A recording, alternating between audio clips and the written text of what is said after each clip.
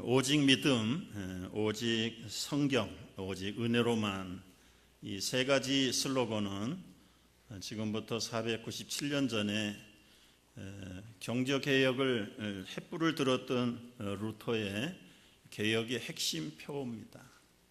솔라 피데, 솔라 스크립투라, 솔라 그라티아. 이 라틴어인데 그 당시에는 라틴어가 유럽의 공용어로 사용되었다고 합니다.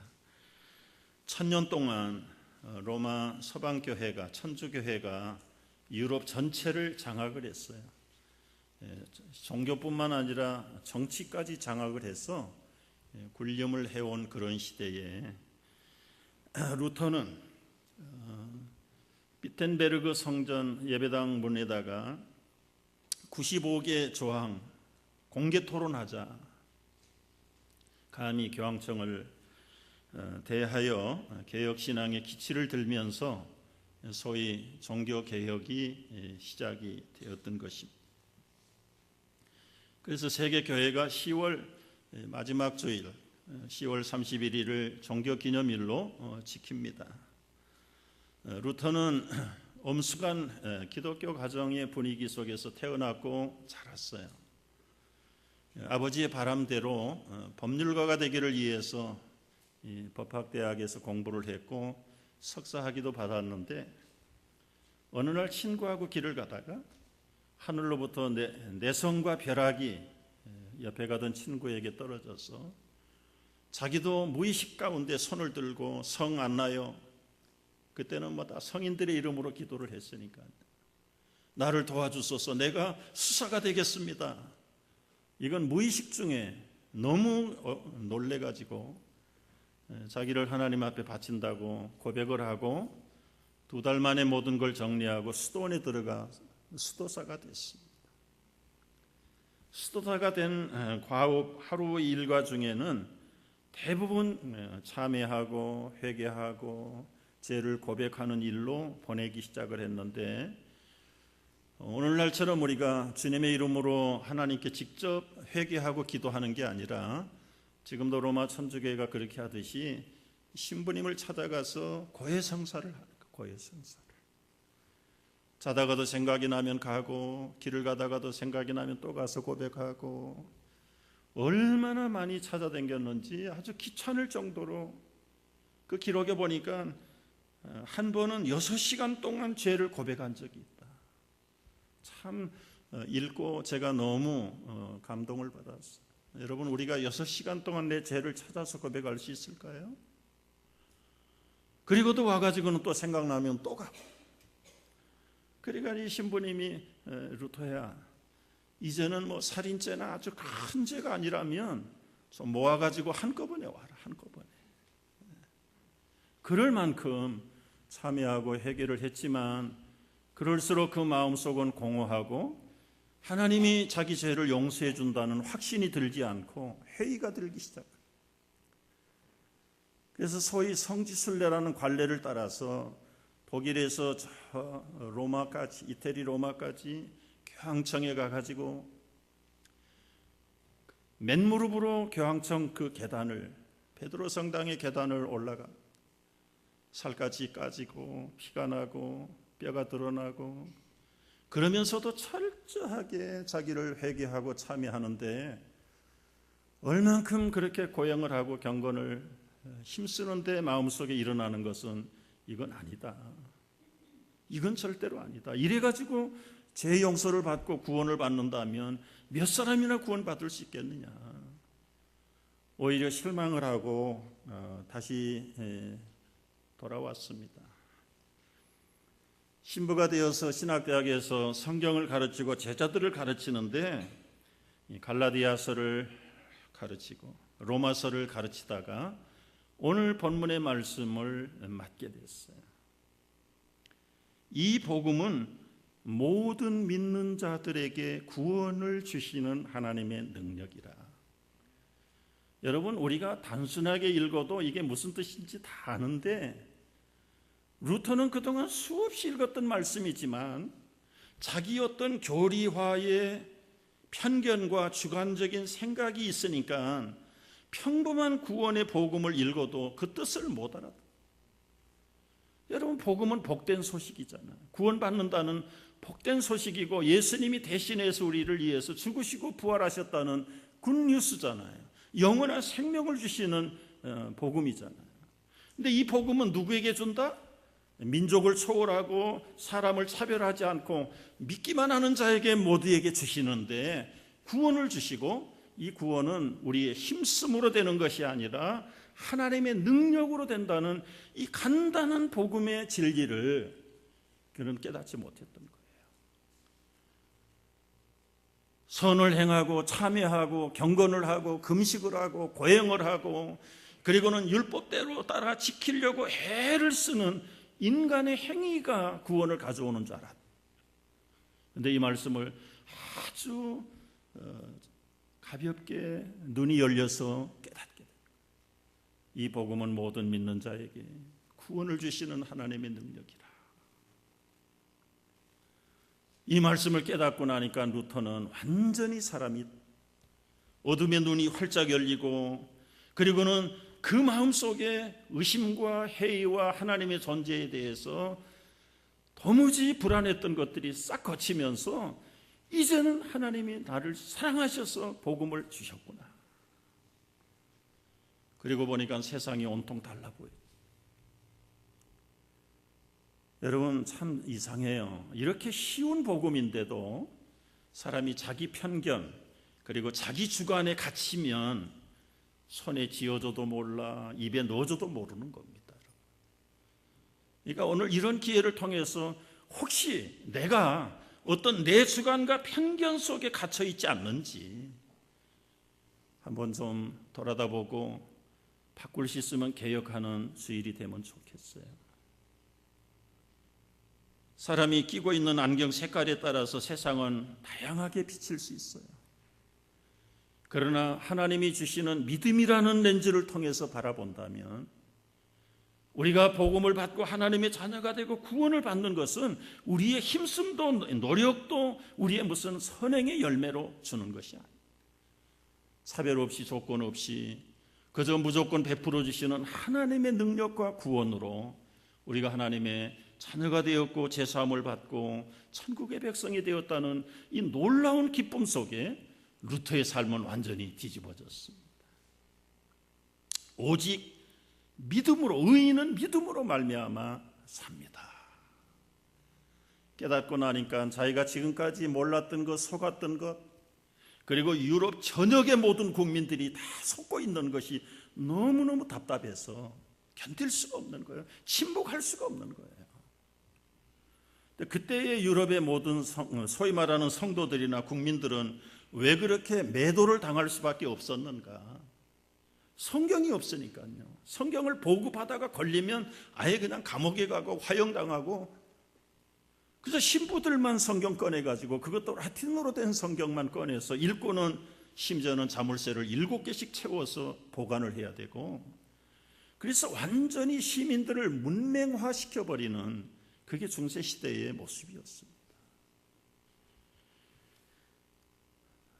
거듭나고 성경의 눈이 활짝 열리고 믿음으로 새로운 세계를 바라보는 루터가 지금까지 교회가 가르쳤던 진리라는 것과, 그리고 이제 신학교 교수니까 자기는 성경을 읽을 수 있잖아요. 성경에서 말하는 것과 비교해서 정말 이건 아니다, 이건 아니다, 이건 아니다, 남발을 써서 계속 써내려간 게 95개 성경이 아닌 것, 그런데 진리처럼 쏘갔던 비진리들, 교훈이 아닌 거짓 교훈들을 95가지를 기록을 한 거예요. 그리고는 그거를 공개 토론합시다.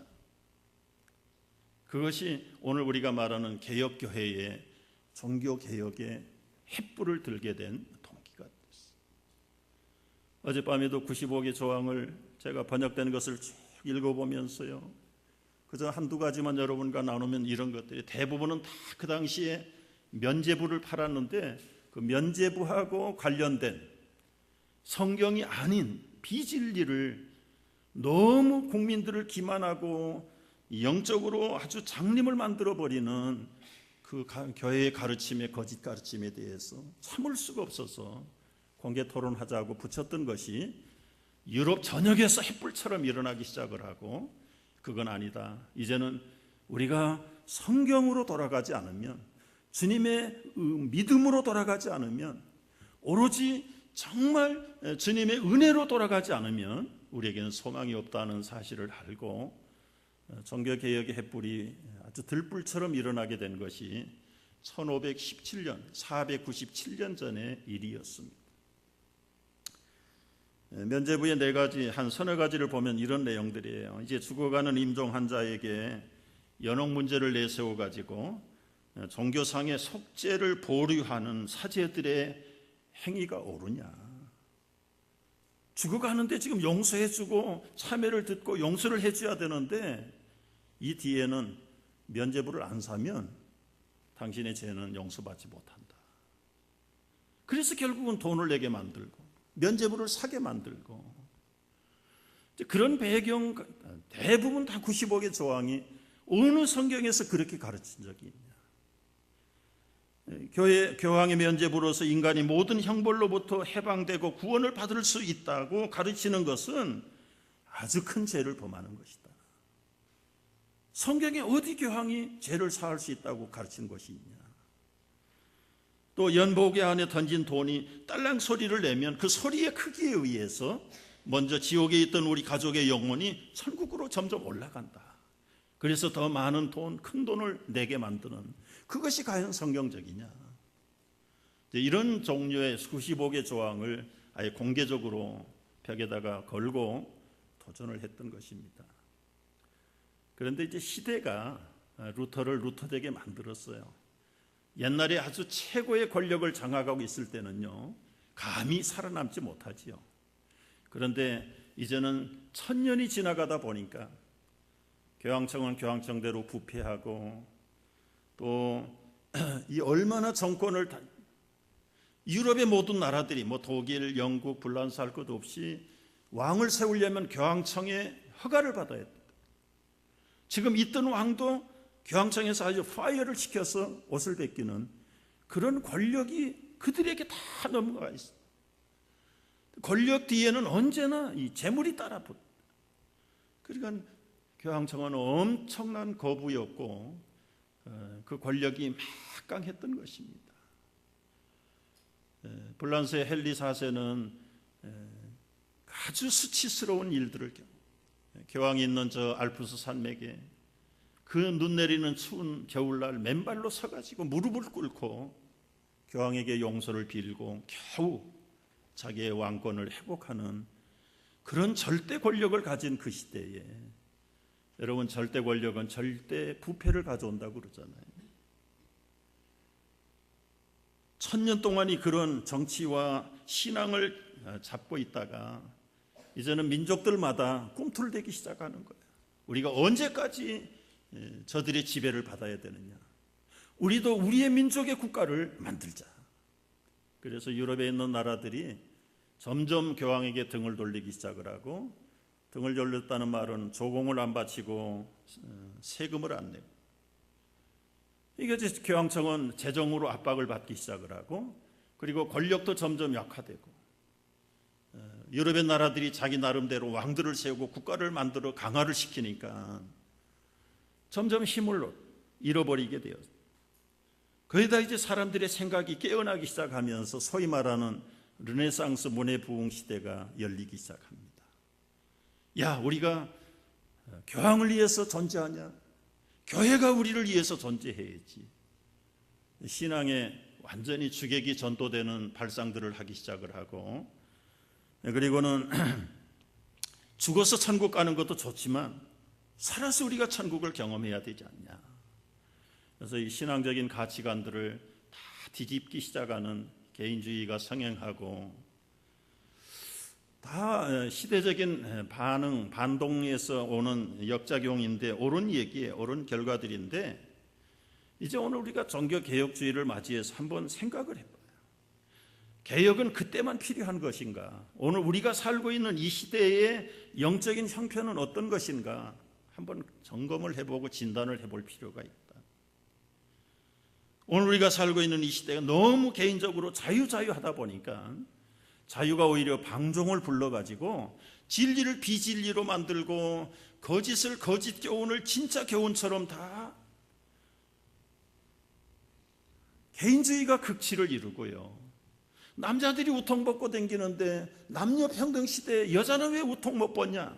여자도 이제 우통 벗고 다니려고. 남녀의 결합이 어떻게 부부냐? 동성끼리 해도 부부다. 이제 미국이 반주 이상이 다 지금 합법화시켜. 그러니까 일부에서 여러분 토론하고 있는 게 뭔지 아세요? 성차별이 없는데 화장실도 남녀 차별 없다. 이제 같이 쓰자 이거예요. 지금 그게 미국 도처에서 일어나고 있는 지금 토론의 이슈입니다. 이제 머지않아서 여러분 이제 남녀 공동 화장실을 사용하게 될 거예요. 이게 뭐 뒤죽박죽이 되는데도 이게 당연하고 부끄러운 줄 모르고 그저 살아가는 오늘 이 시대는 어떤 면에서 중세 시대의 부패보다 더 엄청난 부패 속에 지금 우리가 빠져 있는 현실이에요. 여러분, 개혁은 중단이 없다는 말이 있어요. 완성도 없어요. 개혁은 언제나 흐르는 물처럼 흘러야 돼요. 물이 흐르다가 멈추면 부패하고 썩습니다. 우리의 신앙도 예수 그리스도의 피로 날마다 씻음을 받고 새롭게 되는 일들을 반복하지 않으면 우리도 썩고요, 부패하고요, 죽어요. 나만 죽는 게 아니라 다른 사람도 죽이는 것이에요. 맞습니까? 이게 신앙의 영적인 정체 형상이고, 참 이 개혁이 중단되면 모두가 다 썩어버리는 것이 이 진리의 속성인 거예요. 진리의 속성. 우리가 이런 주일 맞이하면서, 종교개혁주의를 맞이하면서 오늘 우리에게 개혁돼야 될 게 뭘까? 무수하게 많지만 세 가지만 제가 정리를 해봤습니다. 오직 믿음으로, 오직 은혜로, 오직 성경으로 개혁돼야 될 것 첫 번째요. 개인주의 신앙을 개혁해야 합니다. 개인주의 신앙을 개혁해야 합니다. 개혁이라는 건 여러분 없는 것을 만드는 게 아니에요. 영어로 말하면 reform, 원래 있던 곳으로 돌아가야 돼요. 성경이 가르친 그대로 돌아가야 돼요. 성경은 우리에게 하나님 중심으로 살 것을 말씀하셨는데 이제는 다 개인적으로, 여러분의 개인적인 가치관에서 떠나야 됩니다. 자존심이고 모든 명예욕에서 떠나야 돼. 그래야 개혁이 되지. 자기 감정, 자기 욕심, 자기 이익에 붙잡혀 있는 사람은 개혁할 수가 없어. 성도들이 성도라고 부를 때는 세례를 받아야 성도라고 불러요. 세례를 받을 때 우리의 옛날의 가치관과 감정과 욕심을 십자가에 못 박고 그리스도와 더불어서 물속에 수장 지낸 사람들이에요. 그게 세례의 첫 번째 의미 아닙니까? 그리고 물에서 올라올 때, 물 뿌려서 씻음을 받을 때 죽음에서 부활하신 그리스도와 연합해서 새로운 새 사람, 새 생명을 가지고 새로운 하늘의 가치관을 가지고 사는 게 성도의 출생이고 출발이에요. 그런데 우리는 과거에 받은 새 생명 하나 지키고 20년, 30년 지키다 보니까 그 생명이 형식화되고 화석화되고 죽어버렸단 말이에요. 신앙 안에 불신앙이 쌓이고 믿음 안에 회의가 생겨가지고 이제는 습관화되고 매너리즘에 빠지고 형식화되어가지고 생명의 능력도 잃어버리고 복음의 능력도 알지 못하고 그냥 종교 행위 노릇만 하다가 진짜 우리의 알맹이를 다 놓쳐버리는, 우리라면 개혁이 절대적으로 필요하다. 여러분, 내 이익을 위해서 신앙을 오용하려고 그러고 악용하려고 하는 이런 개인적이고 너무 극단적인 자기중심적인 신앙에서 바뀌어져야 해요.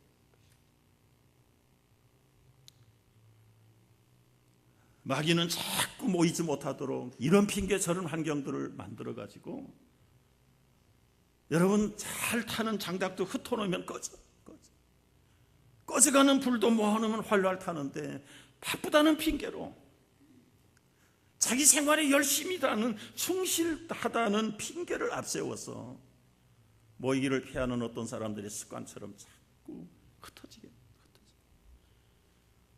할 일 없는 사람이나 모이고 괴로움이 많은 사람이나 모여서 기도하고 마귀가 속삭이면서 너는 그만하면 여유가 있는데 뭐 그렇게 수요일이고 새벽이고 가야 되냐. 너 있는 자리에서 해라. 너 있는 자리에서. 그럴싸하게 만들고. 여러분, 무엇 때문에 우리가 바빠야 하는 것입니까? 무엇 때문에 바빠야 돼요? 무엇 때문에 사업하고 무엇 때문에 공부를 성공해야 되는 목표가 뭐냐 이거예요. 결국은 나의 목표, 나의 영달을 위한 것이라면 이건 개인주의의 극치. 개혁자들은 무엇을 했습니까? 먹으나 마시나 무엇을 하든지 솔라 그라치아 데오, 오직 하나님의 영광을 위해서, 하나님의 영광을 위해서. 250년 전 이 땅에 청교도들이 기초를 놓을 때 바로 이게 캐치프레이였어요. 옷을 지을 때도 돈을 벌기 위해서 옷을 만드는 게 아니고, 구두를 고칠 때도 돈을 벌기 위해서 구두를 고치는 게 아니라, 집을 지을 때도 돈을 벌어서 비즈니스 성공하려고 집을 짓는 것이 아니라 하나님께 영광을 돌리기 위해서. 그들은 사소한 것 속에서도 하나님께 영광을 돌리기 위해서 모든 일들을 했기 때문에 지금도 보스턴 근교의 플리무스에 가면 350년이 지난 예배당이 그대로 건재하게 있고요, 그 집들과 학교들이 그대로 남아있다. 여러분, 우리는 개인적인 이익과 모든 자기중심적인 신앙을 내버리고 주님의 영광으로 돌아가야 되는데, 이 주님의 영광도 선용하고 악용하는 그 결과가 이 중세시대의 부작용으로 남아있습니다. 여러분 보십시오. 이제 부작용 때 이제 사람들이 이성이 깼어요. 그리고 이제 뭐 여러 가지 기계 문명도 발달을 하고 재주가 발달을 하고, 그러다 보니까 음악하는 사람은 하나님 찬양한다고 음악 만들었어요. 작곡도 하고 연주도 하고, 그림 그리는 사람은 하나님께 영광이라고 그래서 성경을 주제로 해서 성화를 그리기 시작을 했고요. 문학을 하는 사람들은 하나님을 중심으로, 성경을 중심으로 문학 작품들을 써내기 시작을 했어요.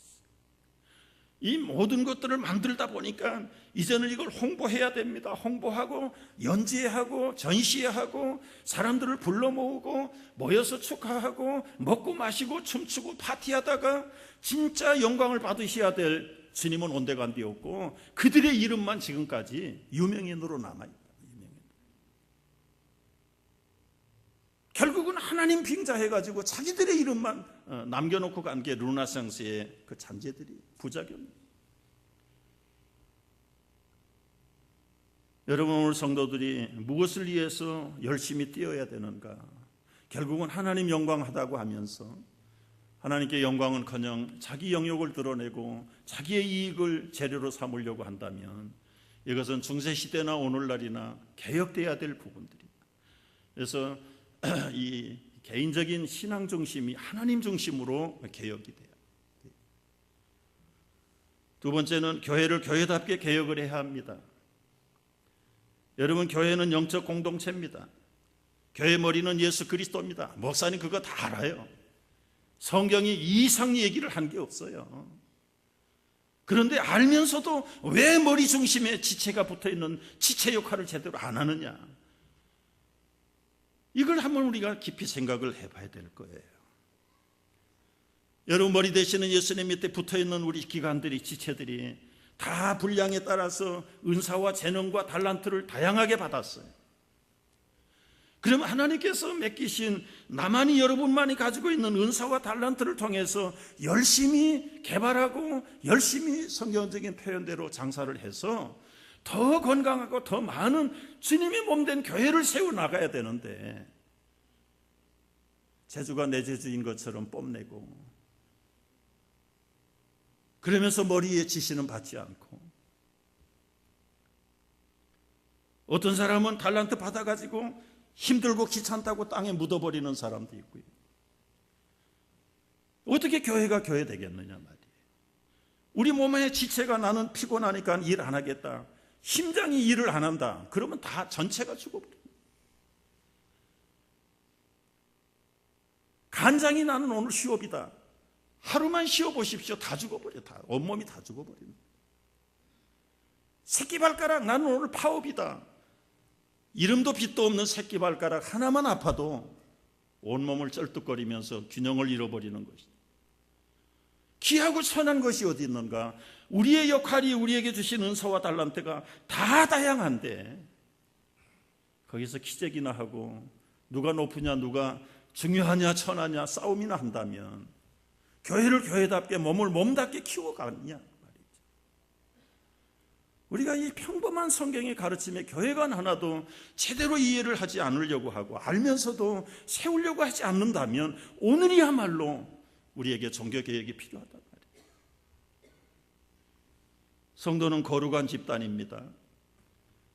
내 자신 한 사람 한 사람이 성령을 모신 성전이잖아요. 성전. 성령을 모셨으면 생각이 깨끗하고 거룩해야죠. 말과 행동이 깨끗하고 순수해야죠.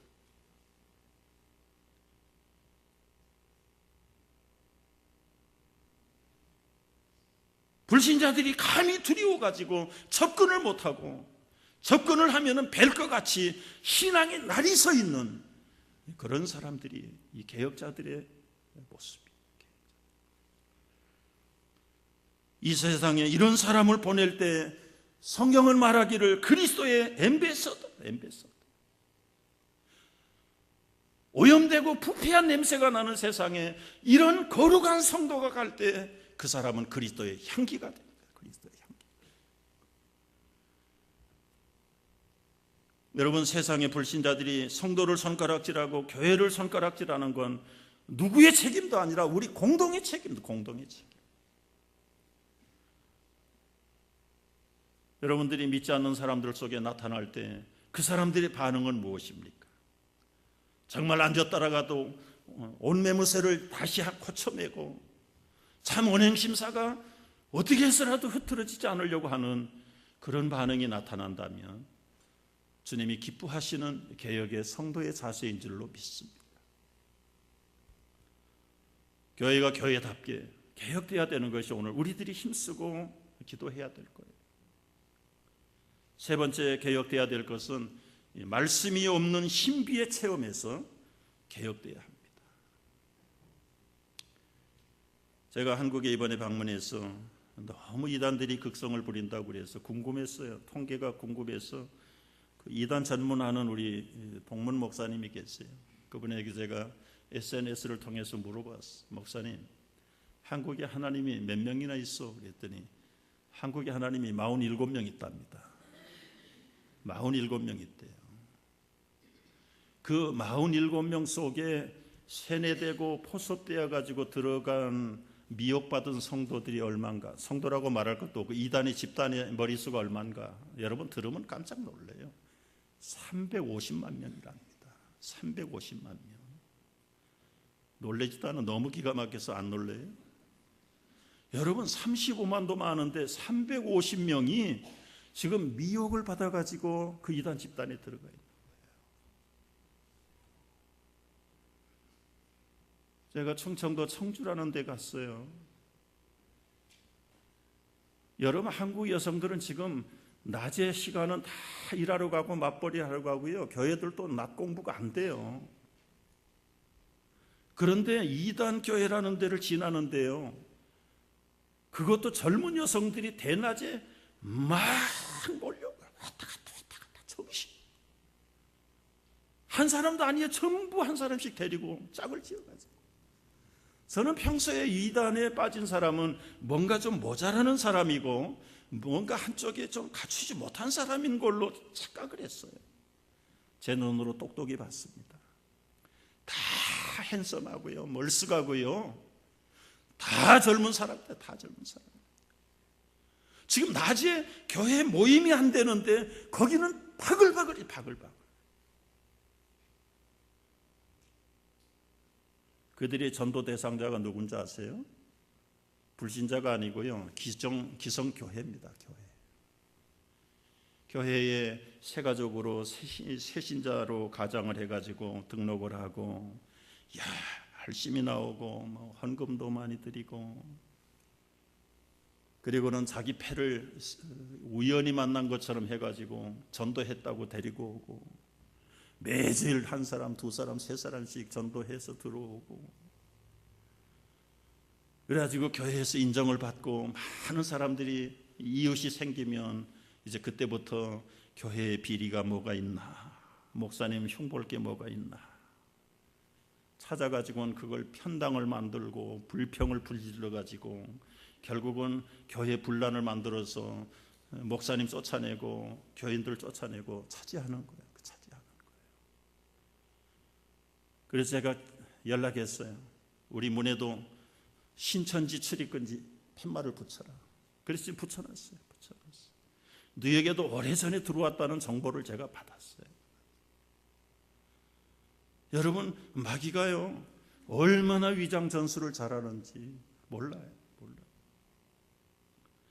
이들이 왜 멀쩡한데 그런 집단에 빠질까?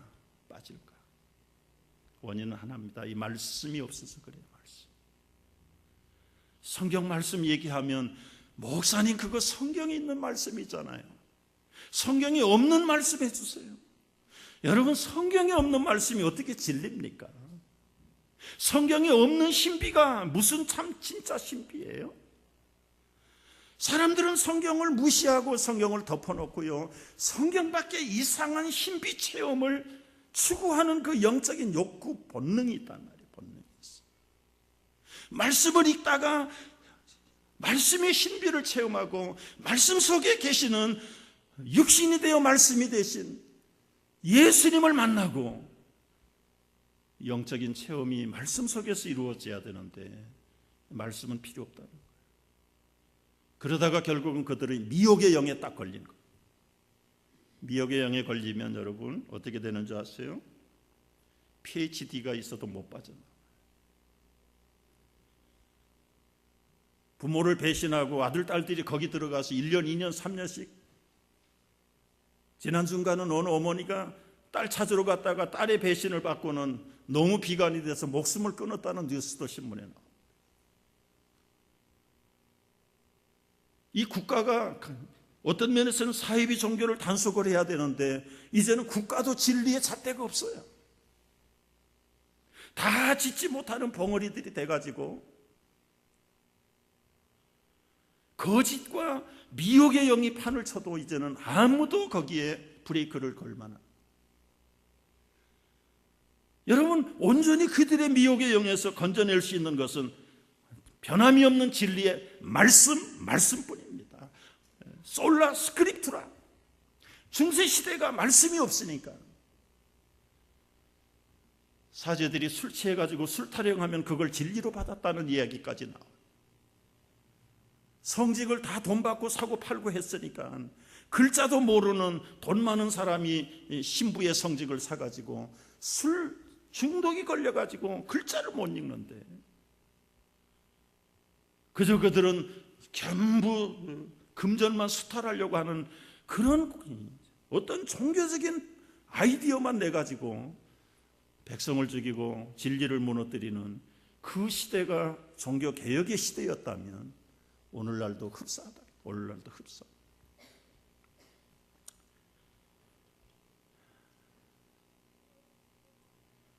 여러분, 교회와 성도들을 깨우는 것은 하나님 말씀밖에 없습니다.